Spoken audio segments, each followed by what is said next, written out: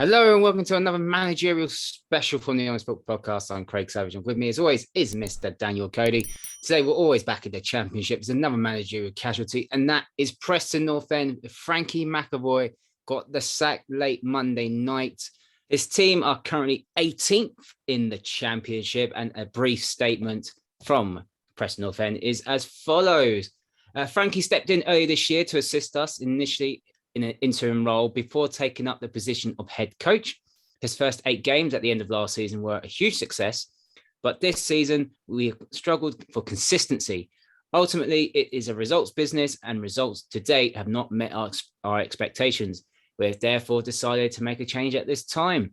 Frankie is an honest, hard-working person who deserves to succeed he leaves us with grateful thanks and best wishes for the future. He will always be welcome back at Deepdale.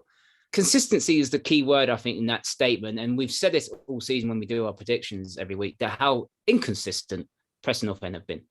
Absolutely, but they're not the only team in that category, which is why half of the league in the middle of the table is separated by 4 or 5 points. Let's be brutally honest. We're all in that boat. Luton are in that boat. Blackburn, we always talk about, we're doing slightly better now. Birmingham, there's so many teams in that category.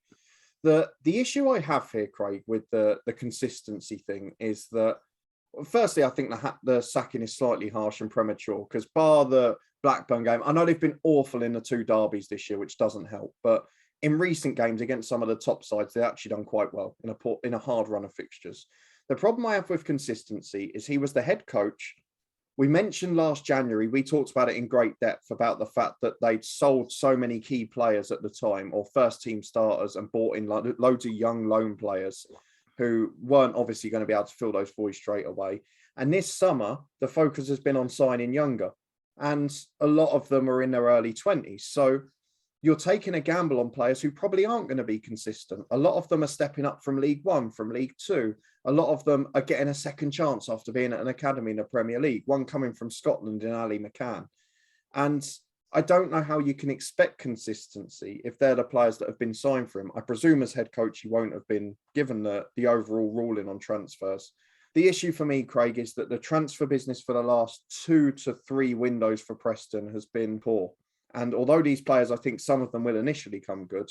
I mean, we'll talk about the lack of goals in a moment and how that links. I just think that the expectation, saying that this is purely on results when they're 5 points off 8th with the squad they've got, I know the football's been pretty poor at times. I still think it's a little premature. So let's talk about expectations from a board point of view, and then we'll get to a van point of view. Do you think Preston's expectations from a board were too high for them? Well, presumably they are, given where they are at the moment. And it's a lot harder with fans because you always risk upsetting fans when you say that you think a club should be here or whatever. But I always saw this as a year of transition. And we said in the summer, we thought Frankie McAvoy would do a lot worse than he has. We've got to admit that. And he's done a pretty solid job. But I think the fact that the board are saying that, I know they're 18th, it's the Championship. They're 5 points off 8th. If that isn't good enough, you have to assume that their expectation was to challenge for the playoffs. Because at the moment, they're challenging for 8th place. Yes, they're in 18th, but they're 4 or 5 points off with 2 very winnable fixtures coming up. I mean, Barnsley at home is basically the easiest fixture in the league at the moment. So I'm not sure what the expectations are. I can only assume it's to challenge for the playoffs, because if challenging for a top half place isn't good enough, then I'm not sure what the vision is, because a manager's got to be given time, or a head coach has got to be given time to mould these young players. Ali McCann was their big summer sign. He's 21 years of age, done really well at St Johnstone, but he's still a young player.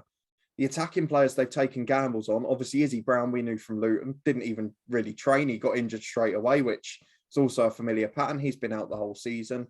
The only other real attacking star they signed permanently was Connor Wickham, which was a gamble from Palace, who again is quite injury prone, hadn't played a lot of football for years.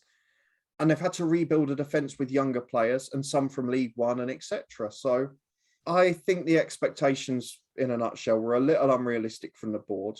I can understand why the fans think that way, because of course you want your team to be challenging up there. And under Alex Neil for a couple of years, they had early on in the season. But for me, from a boardroom point of view, I think they should have had a slightly longer term plan.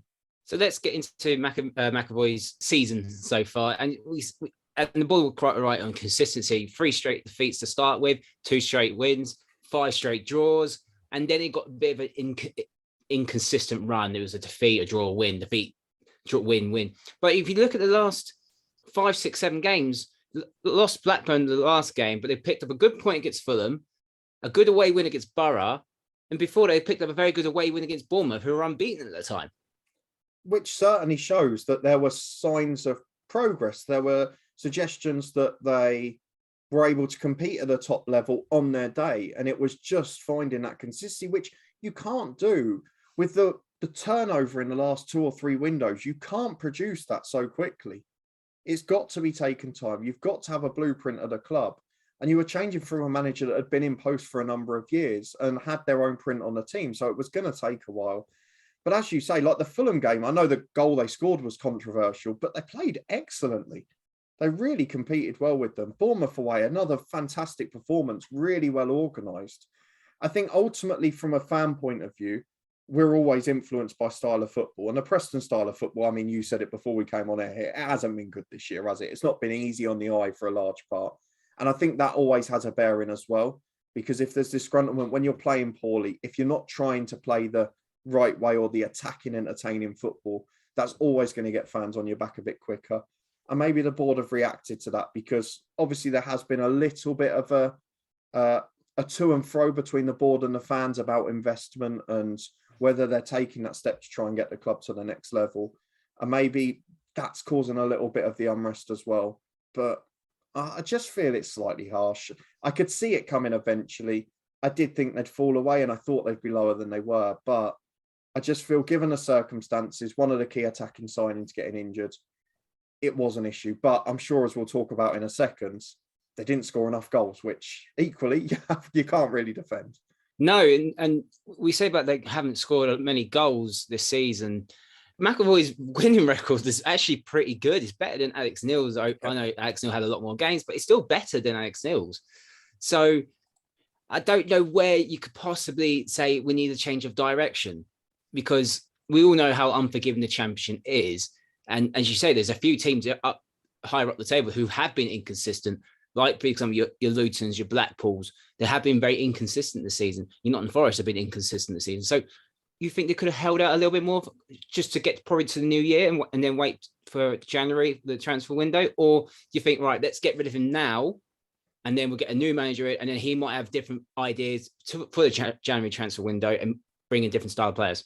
Well, look, if the manager comes in that is set to be announced, widely reported to be announced, probably before this episode comes out, who we'll talk about in a minute, then I can see why they've made the move, because he's an excellent young manager, an excellent young coach. And I mean, he's done wonders at the sides he's been at. However, he has been given basically the free rein to control the club, which, will he take a head coach role, or is it going to be a change from head coach to manager, is perhaps the only reasoning I can think behind it. But the timing is probably just to get it done before the window. Again, we've talked about the new manager bounce. If a manager comes in today, as reported, and then wins at home to Barnsley, which is a very winnable fixture at the weekend, they're an instant hero. And Preston are right back in the thick of the mid-table scrum then. So potentially the timing's right, but it's the right move, but it's still a little bit harsh, if you know what I mean. It's probably in the nicest way I can put it. It looks set to be Ryan Lowe. He's just resigned as Plymouth manager, and they've appointed Stephen Schumacher as their new manager down at Home Park. Plymouth currently 4th in League One in the third round of the FA Cup. Were top a few weeks ago, but lost a little bit of form. Do you think Ryan Lowe is a good appointment? Oh, he's an excellent appointment for Preston. They've done really well to get him because he's very highly regarded. Obviously, I guess from a manager point of view, very similar to when we interviewed Sarcevic as a player. Going back to the Northwest, it's where he's sort of from.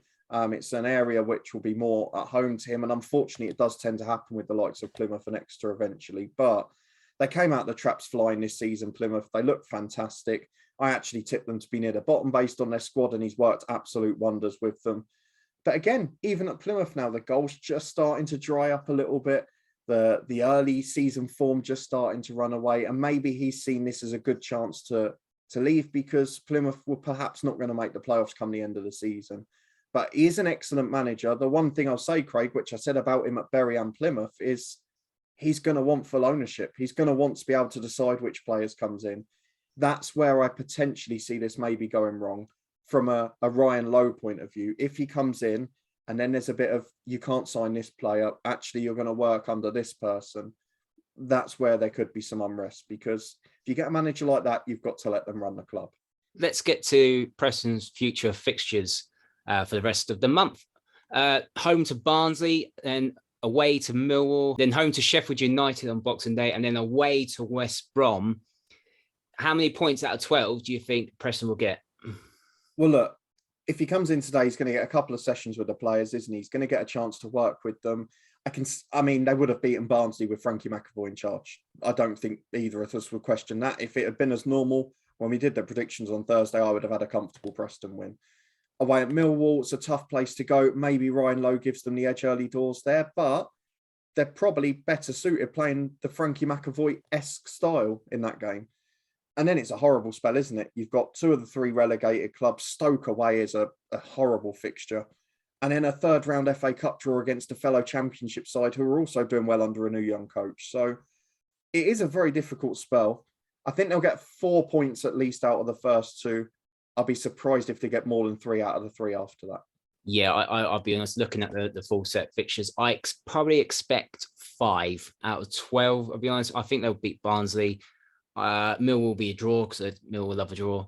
And Sheffield United, that could potentially be a draw. It depends which Sheffield United turn up, but they've started well on the Heckingbottom.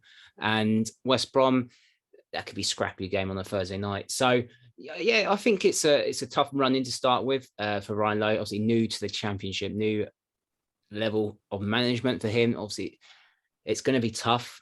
I hope he doesn't have that Nathan Jones effect where when he left Luton to go to Stoke. Not obviously from a fan backlash. Obviously, Plymouth fans are going to be upset anyway because they were doing so well. I just feel like the manner of obviously when Nathan left was wrong compared to obviously what he knows that now, and we've forgiven him for it. But yeah, I just hope he doesn't fall into that trap where he has his style of play and it doesn't suit Preston for some random reason, and then later down the road next year, at some point, I hope he doesn't. He'll get the sack. So overall, obviously past December, how do you think Ryan Lowe will get on at Preston?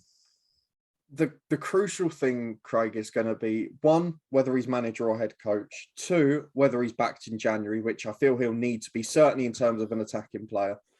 And I don't know. I feel it's a good appointment for the club, but I'm not sure that it's the right move for him. And I think the expectations from the board, unless they're taking a long-term view here, I don't see them being playoff challengers overnight. I'm sure you don't either. I think mid-table is the best they can achieve this season. The key is going to be the style of play, to get the fans on side, to see progress, entertaining, attacking football.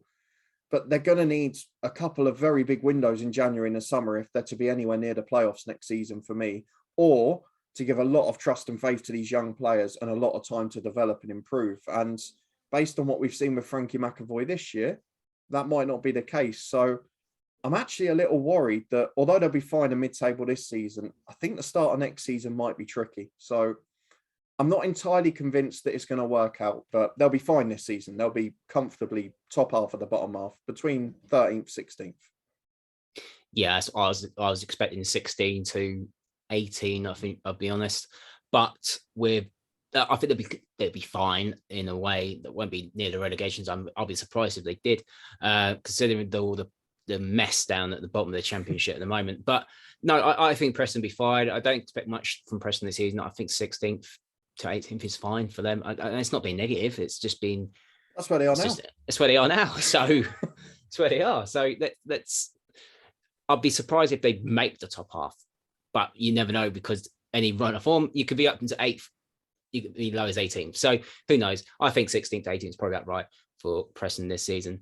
But that's our thoughts on the sacking of Frankie McAvoy and the potential new manager of Ryan Lowe at Preston North End. Do you agree with us or disagree with us? Let us know in the comment section and give us your thoughts on the overall shenanigans at Preston North End.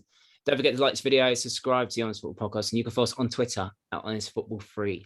And we'll see you next time.